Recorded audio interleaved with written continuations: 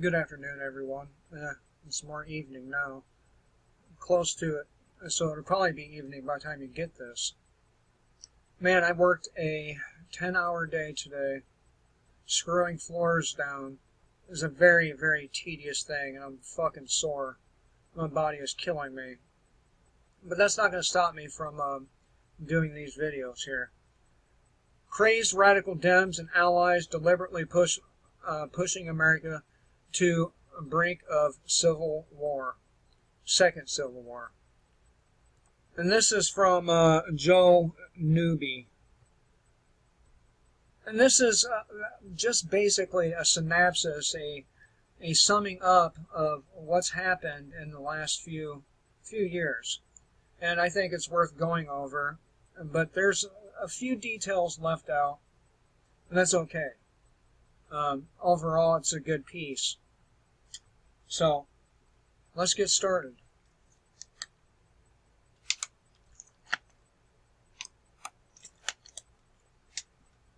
I've drank like 5 of these today. Lots of water. To say that the modern Democrat Party is not the party of John F. Kennedy, Zell Miller, Harry S. Truman, is an understatement. Well, John F. Kennedy wanted to disarm Americans too. I don't know why people think that he was any different, more or less, as a president. He wasn't. He wanted to disarm the American people. He just objected to false flags, basically. I'm sure there's more to his death than that, but a lot of it had to do with his unwillingness to cooperate. So, there's that. Today's Democrats and their far-left allies in Hollywood, the media, and in Silicon Valley seem to have more in common with Joseph Stalin than Thomas Jefferson, and I can totally agree with that. And they really do have more in common with the ideology of Stalin than Thomas Jefferson. I mean, Thomas Jefferson was a statist nonetheless, but some statists want more power for the state than other statists. I'd rather deal with a government like Thomas Jefferson wanted than the government the leftists want.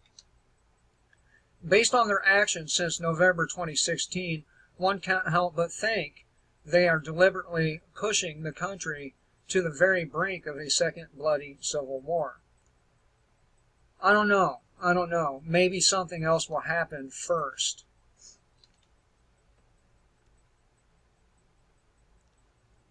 In fact, I think that's more likely to be the case, because even though a lot of people on the leaning right are somewhat awake, yeah, they just don't have it. They don't have the anger, the belief that things are that bad. And that's the problem with people, is they always want to wait until things are so bad that it's really, really ugly and very difficult. So, I mean, a lot of the people from Russia that were alive during some of those purges, they said their biggest regret was not fighting back. They said if a couple of them people had not made it home that night, who knows, things might have turned out differently. And I agree with that.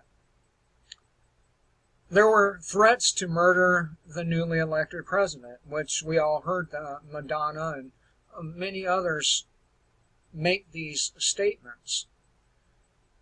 But the question is, was it theater or was it sincere, true?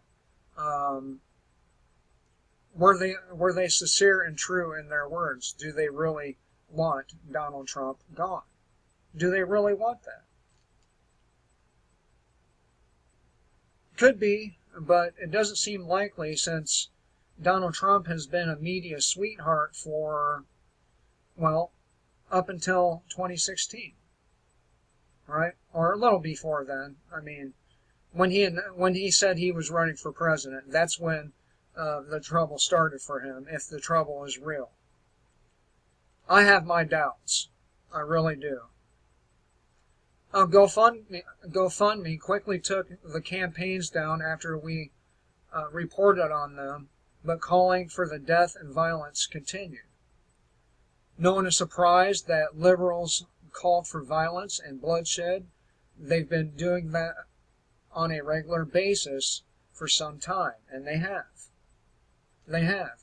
But they're not the only ones calling for this. There's people on the right that want a war just as much as the people on the left. We recall Maxine Waters encouraging violence, right? Waters and her allies like Adam Schiff and Gerald Nader, or is that Nadler, have not only pushed the Russian collusion conspiracy hoax, but are now working overtime to enact what amounts to be a coup d'etat against a duly elected president. And it's not going to happen. It's just not. See, that's just one small faction of our government. There's multiple factions. What's going on now is them fighting over who's ultimately going to rule from now on. That's what they're fighting over. Which brings me to my final thought here. This is James Alsop. He has a lot of subscribers, really smart guy, great voice. He has a lot going for him. Really. I just have to disagree that leftists hacked our election. After all, Donald Trump did win, right? I don't think that happened. I think they tried to cheat, but they didn't successfully hack our elections.